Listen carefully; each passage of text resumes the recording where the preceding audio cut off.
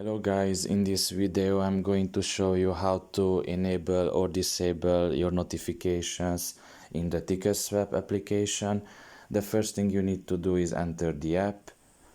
Once you have done that, you will see the home page here, and you should look downwards and you will see the account option in the right corner of your screen. Press on it, and the very first thing you need to press here, your account, where you can see your name, and scroll down a little bit and you will see the notifications options. Now once you have clicked on it, you can see here that you can activate, for example, the push notifications, or for example recommendations to your email address.